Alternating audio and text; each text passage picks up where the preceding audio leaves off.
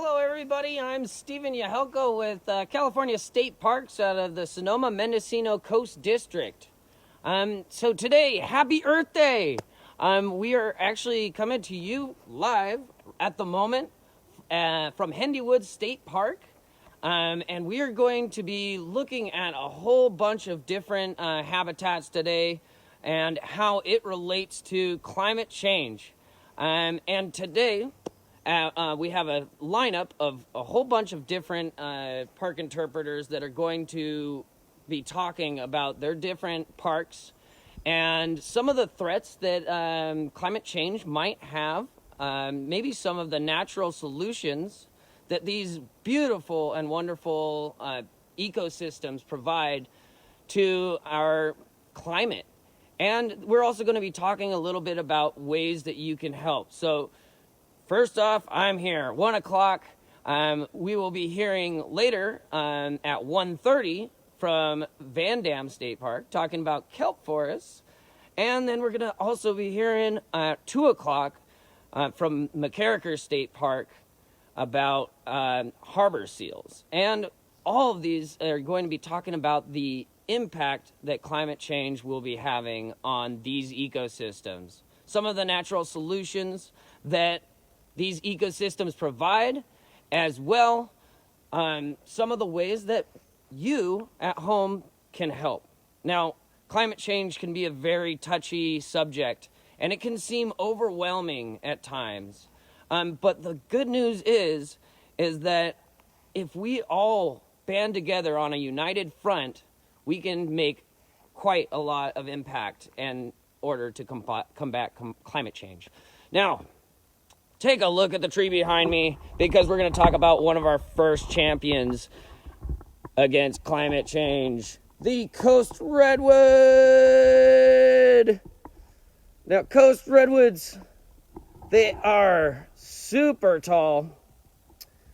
They can grow to heights of up to 350 foot and counting. In fact, the world's tallest living organism is a coast redwood.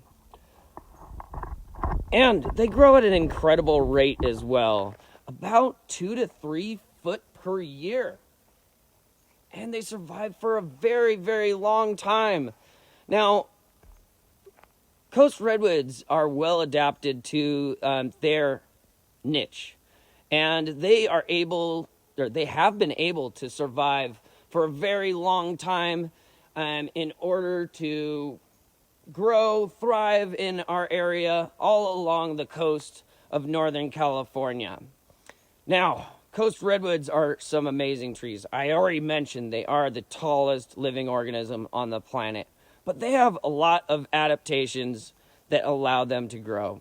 Now, if you take a look at the tree behind me, you notice it's got some burn marks upon it, and this tree has been through a fire in its lifetime.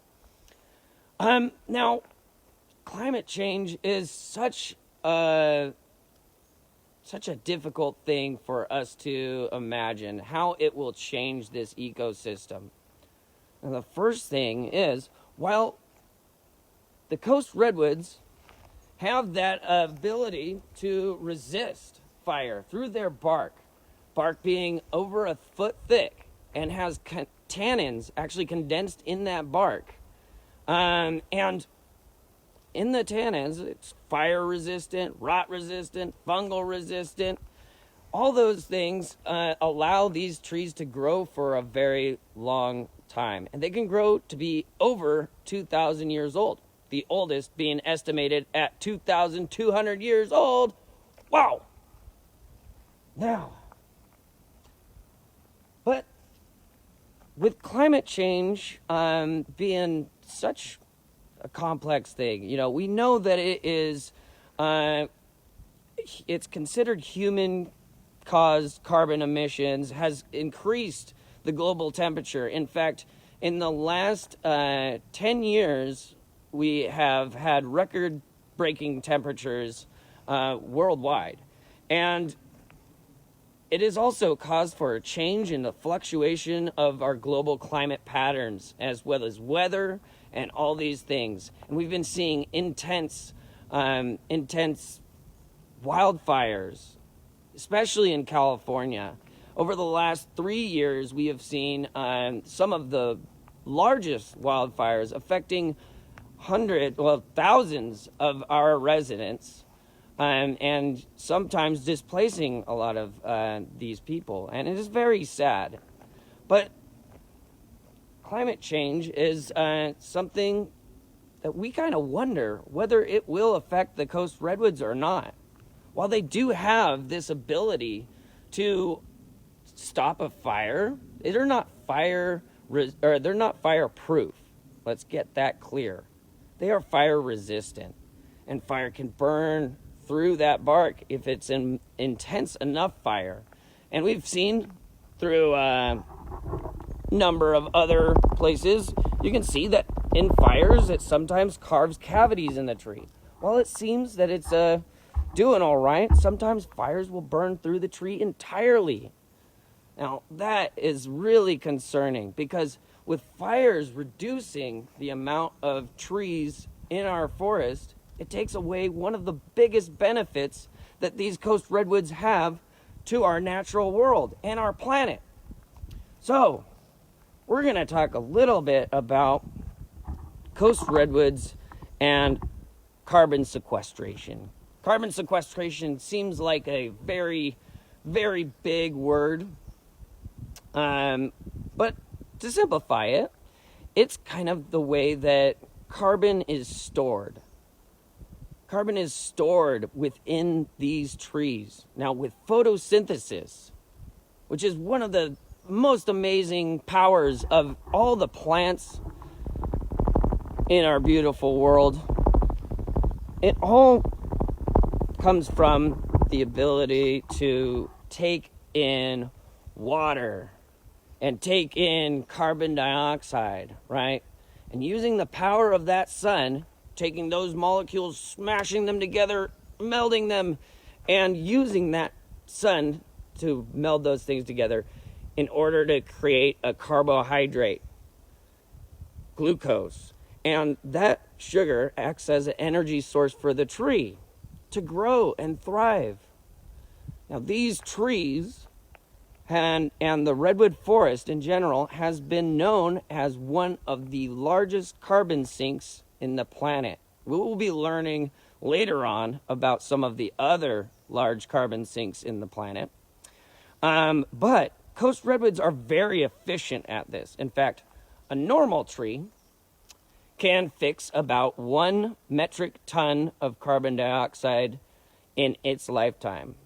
But an average tree, a medium-sized tree, can grow to be maybe 160 years or older, but nowhere near the lifetime of a coast redwood or some of our older trees like the giant sequoia or the the bristlecone pine.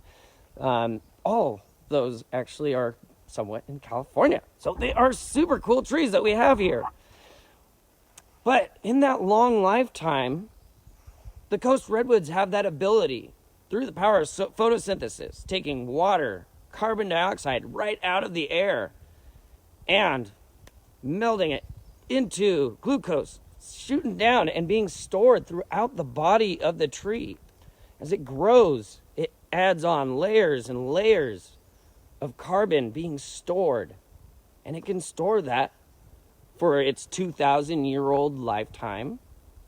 And not only that, but even as that tree starts to decay and all the leaves fall on the ground, those leaves and wood debris in the soil will actually be compressed, and as it decomposes, it actually will store those carbons in the soil, becoming part of the earth again.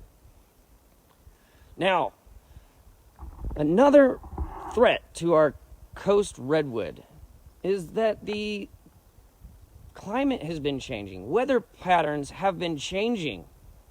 And this means we've seen kind of a reduced amount of coastal fog. Now, coast redwoods have this really cool adaptation in order to utilize the fog to get the water that it needs. A lot of these trees require a whole lot, sometimes 300 to 500 gallons of water a day. And that's a whole lot of water to be stored, or that's a whole lot of water to be used. And it can't get all of that from the soil. It requires that fog, the coastal fog, and it is the reason why these coast redwoods exist in this mild area, or mild temperature climate, all along the coast, because in the summertime it doesn't rain a whole lot here, and it has as it warms up on the inland, it actually will draw in coastal fog. But as our temperatures have changed, we've actually seen that fog is moving by a lot quicker and dissipating quicker, so quick that the redwoods can't capture it. Now, the leaves in the upper canopy are the perfect size to allow that water to condense on its leaves. And it will create rain for all the understory plants to soak up. And that's one of the reasons why the coast redwood forest is such a mild coastal, well, it's a mild, damp area. But if we're seeing a reduction in the fog, then that kind of hinders the ability of these coast redwoods to do their job. And that's that carbon sequestration, the carbon storage that it provides for us to combat climate change. These redwoods can't do it alone. So we hope that you will do your part, and maybe if you want to comment on some things that you can do in your own life to reduce the amount of carbon emissions, then please comment those things. We need to reduce our carbon emissions, because these trees, over their lifetime, can sequester or store 260 tons of atmospheric carbon dioxide per year per tree. Sorry, not per year. In its lifetime. Per tree, though. And it's really important that we have these protected areas, right? So what are some ways that you promise to reduce your carbon emissions? You could be saying, well, I'm going to go on a walk.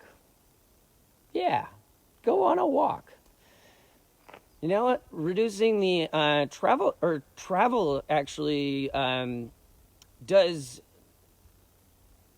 account for a good percentage of our carbon emissions. So does energy production. Something as little as turning off the lights or any electrical appliances that you're not using can actually do great service to reduce those carbon footprints. Some people might ride their bike in order to reduce their carbon footprint. Riding your bike is a great idea, especially if you're going to be sticking around local. Yeah, you know what? If you need to get from one place to place, you do yourself a service by riding your bike, because you get that exercise. You may also, take a walk, enjoy the scenery. But at this time, it is kind of interesting to think that with the reduction of people traveling, our carbon emissions have gone down quite a lot.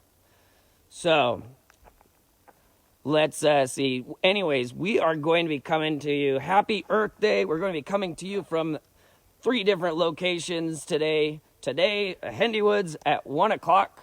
We're going to be coming to you later from Van Dam State Park with Nikki at 1:30. And at 2 o'clock, Kat will be interpreting from McCarraker State Park. We're going to talk about all these ecosystems and the benefits of their of what they do for the ecosystem and our climate. Again, coast redwoods are amazing because they are one of the largest carbon sinks in the forests. Now, amazing. I can't even begin to tell you. But if we don't do our part, and if nothing changes as far as our carbon emissions, we only have about 10 years before we get to the tipping point where the earth won't be able to do its job. So we all have to be in this together. We have to reduce our carbon emissions.